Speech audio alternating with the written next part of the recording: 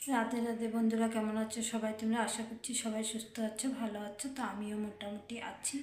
তো আজকে আমি একটা রেসিপি আপনাদের সঙ্গে শেয়ার করতে চলেছি। বড়ুই বা কুল আমরা বলি, বড়ুই অনেকে বলে কুল।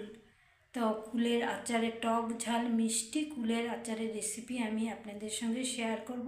তাহলে চলুন দেখে নিন আমি কিভাবে টক ঝাল মিষ্টি কুলের আচার বানাই।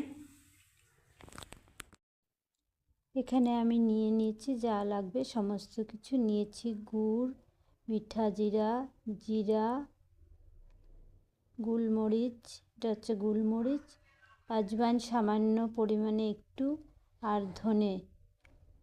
আর নিয়েছি ফোড়নের জন্য 5 ফোড়ন, শুকনো লঙ্কাও দিতে পারেন এর মধ্যে। প্রথমে আমি কুলগুলোকে ধুয়ে পটু ছাড়িয়ে বেছে নেব। অনেক সময় কুলের ভিতরে সাদা ছোট ছোট এক ধরনের পোকা থাকে, তো আমি ভালো করে বেছে ধুয়ে নেব, তারপর রেডি করে আবার আসছি। এখানে আমার বড়িগুলো বা কুল যে যেটা বলেন, কুলগুলোকে আমার বেছে নেওয়া হয়ে গেছে। এরকম ফাটিয়ে দেখে নেবেন ভিতরে পোকা আছে কিনা না। তো আমার সমস্ত কিছু বাছা হয়ে গেছে। আর এখানে গামলার মধ্যে যা আছে সেগুলোর ভিতরে পোকা ছিল, তো আমি সেটা ফেলে দেব। এখন আমি কড়াইটা বসিয়ে দেব। কড়াইটা এখানে জ্বালিয়ে নিচ্ছি। প্রথমে আমি নুনটাকে একটু খালি কড়াইয়ের মধ্যে একটু নাড়িয়ে চাড়িয়ে তেলে নামিয়ে নেব। তাহলে কি হয়, আচারে দিলে পরে আচারটা ভালো থাকে। নুন থেকে যে একটা জল বেরোয় সেই জলটা বের হয় না, আচারটা তাহলে বেশি দিন লাস্টিং করে। আর এখানে আমি নাড়িয়ে নাড়িয়ে দেখেন যখন পুরো ঝরঝরে হয়ে যাবে নুনটা, তখন আমি নামিয়ে ফেলব। আপনারা দেখে বুঝতে পাচ্ছেন নিশ্চয় যে নুনটা পুরো ঝরঝরা হয়ে গেছে। এই সময় আমি নামিয়ে নেব। নুনটা নামিয়ে নিয়ে আবারও কড়াইটা বসিয়ে দেব এখানে। আর সব কিছু মশলা আপনারা পরিমাণ মতো নেবেন। এখানে আমি কড়াইয়ে তেল দিয়ে দিচ্ছি, সামান্য পরিমাণে তেল দিব, বেশি দেব না। যতটুকু কুল নেবেন সেই কুলের আন্দাজ মতো সব মশলা নিয়ে নেবেন। আমি এখানে আমার কাছে যতটুকু কুল আছে যতটুকু দিয়ে আমি আচারটা তৈরি করছি সেই মাপ অনুযায়ী আমি মশলা নিয়ে নিয়েছি। আপনারা আপনাদের যতটুকু পরিমাণ কুল নেবেন সেই পরিমাণ মতন মশলাটা নিয়ে নেবেন। তো এখানে আমার পুরনটা ভাজা হয়ে গেছে। এরপর আমি কুলগুলোকে ঢেলে দেব কড়াইয়ের মধ্যে। এখন আমার সবগুলো কুল দেওয়া হয়ে গেছে। তারপর এর মধ্যে দেব নুন, হলুদ আর শুকনো লঙ্কার গুঁড়ো, আর ভালো মতো নাড়িয়ে চাড়িয়ে নিয়ে দিচ্ছি। এখন দিয়ে দিচ্ছি পরিমাণ মতো নুন। সবটা নুন দেব না, যদি লাগে পরে দেব, তো বাকিটা আমি রেখে দিয়েছি।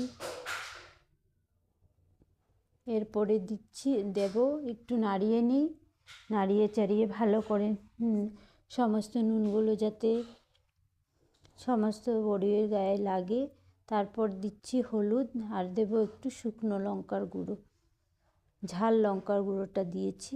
এভাবে আমি আবারও নাড়িয়ে চাড়িয়ে নেব, নাড়িয়ে চাড়িয়ে ঢেকে রাখবো। আবারও ঢাকনাটা খুলে নাড়িয়ে চাড়িয়ে দেব। এভাবে আমি কুলটাকে একবারে গলিয়ে নেব। পাশের উনুনটাও আমি জ্বালিয়ে নিচ্ছি। এখন আমি এটার মধ্যে সমস্ত মশলাগুলো ভেজে নেব। প্রথমে দিয়েছি ধনে। এরপর আমি ভিডিওটা করতে পারিনি, স্কিপ হয়ে গেছে মশলাটা দেওয়ার সময়। এরপর আমি সমস্ত মশলা দিয়ে দিয়েছিলাম, মিঠে জিরে, গোলমরিচ সমস্ত কিছু দিয়ে দিয়েছি, দিয়ে ভেজে নিচ্ছি। সব কিছু আমি ভেজে নিচ্ছি।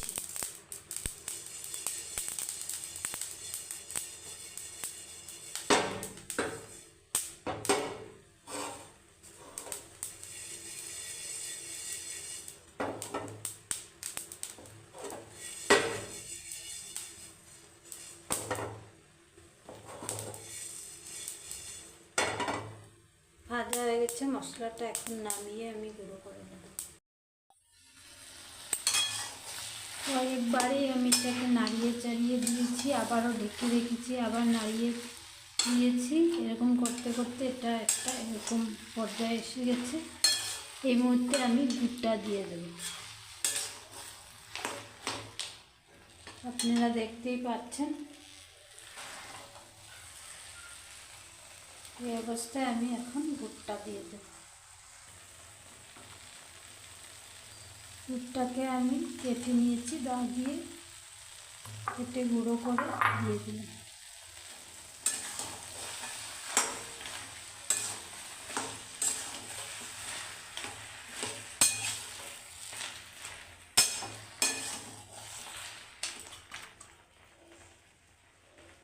এদিকে আমার মশলাগুলো ঠান্ডা হয়ে গেছে। এখন আমি এটাকে গুঁড়ো করে নিব। পুরো মিহি গুঁড়ো করব না, আধ ভাঙা করব। এখানে আমি মশলাটাকে আধ ভাঙা করে গুঁড়ো করে নিয়েছি।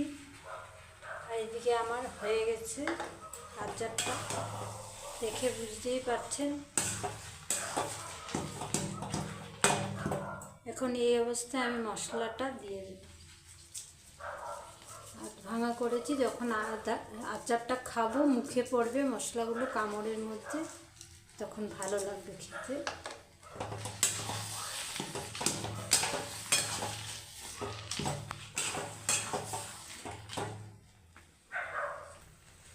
আমার কুলের আচারটা পুরো রেডি হয়ে গেছে।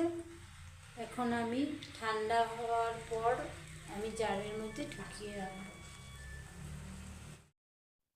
তাহলে আচারের রেসিপির লাস্ট লুকটা একবার আপনারা দেখে নিন কেমন হয়েছিল। আর সিজন থাকতে থাকতে কুলের আপনারা এভাবে একবার আচার বানিয়ে খেয়ে দেখতে পারেন কেমন লাগে। তো আজকের মতন ভিডিওটা এখানে শেষ করছি। বাই, রাধে রাধে। আবারও একটা নতুন রেসিপির সঙ্গে আপনাদের সঙ্গে আবারও দেখা হবে। ততক্ষণ সবাই সুস্থ থাকুন।